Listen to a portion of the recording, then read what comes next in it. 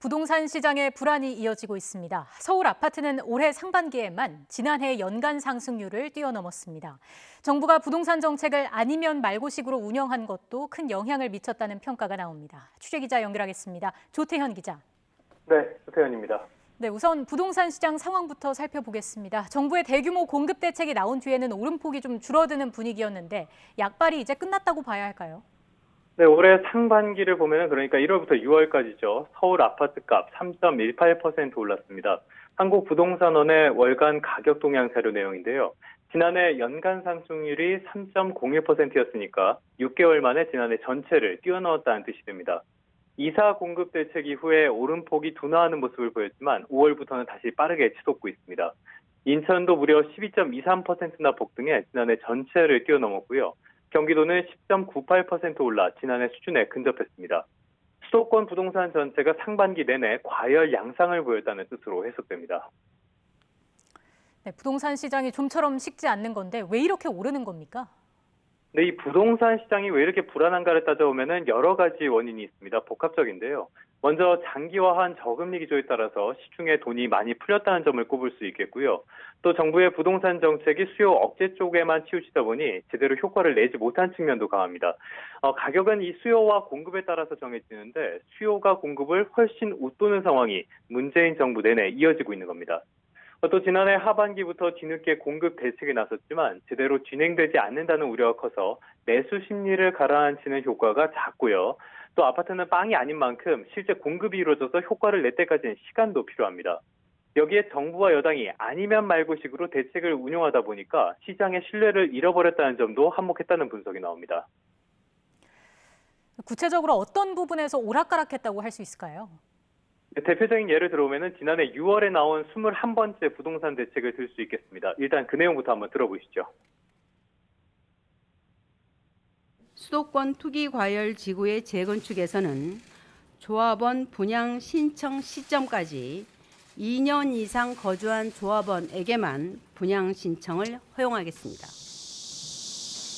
여기에서 중요한 거는 2년 이상 거주한 조합원에게만 분양 신청 자격을 준다는 점입니다. 그런데 이 규제가 1년 만에 백지화됐습니다. 지난주 국토교통위원회 법안소위에서 이 내용을 삭제했거든요.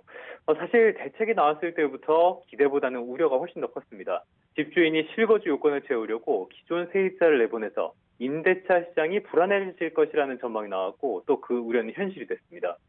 규제를 피하려고 노후단지가 재건축 조합 설립 인가를 서두르면서 집값만 들썩이는 부작용도 속출했습니다. 예를 조금 더 들어오면은 역시 임대사업자 등록을 빼놓을 수가 없겠는데요.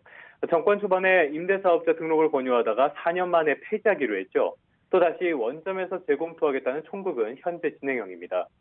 최근에는 이사 대책에 나온 현금 청산일 기준을 두고도 혼선을 보이기도 했습니다. 그리고 이럴 때마다 시장은 혼란에 빠졌습니다. 자, 원인을 알아야겠죠. 왜 이런 일이 반복되는 걸까요?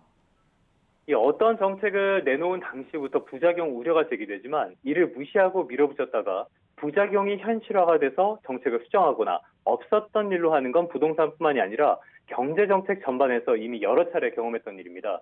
대표적인 것이 문재인 정부 초반 핵심 경제 정책이었다가 이제는 자취를 감춘 소득주도 성장이죠. 그런데 부동산 시장에서 문제가 더 심각합니다. 정책이 시장에 직접적인 영향을 미치는 데다가 대책을 내놓는 빈도가 워낙 잦았기 때문입니다. 여기에 오락가락하는 운용이 겹치면서 시장의 신뢰를 잃어버리니까 정책을 내놔도 효과가 떨어지거나 오히려 반대로 작용하는 일이 반복됐습니다. 결국에는 정책적인 판단보다는 정치적인 판단을 했던 것이 문제인데요. 전문가의 설명부터 들어보시죠. 여당 의원이라든가 고위 관료가 좀 생각하지 않은 발언들을 많이 해서 시장에 큰 혼란을 주고 있습니다. 차라리 말을 하지 않았으면 시장에 왜곡도 없었을 텐데 일단 뱉어놓고 그리고 시장에서는 그 기대감으로 반응을 하고 그리고 다시 주워 담고 이런 과정에 따라 가지고 시장 혼란은 굉장히 커지고 있는 것 같습니다. 아무리 훌륭한 정책을 내놓는다고 해도 시장에 신뢰가 없다면 성공하기는 어렵겠죠.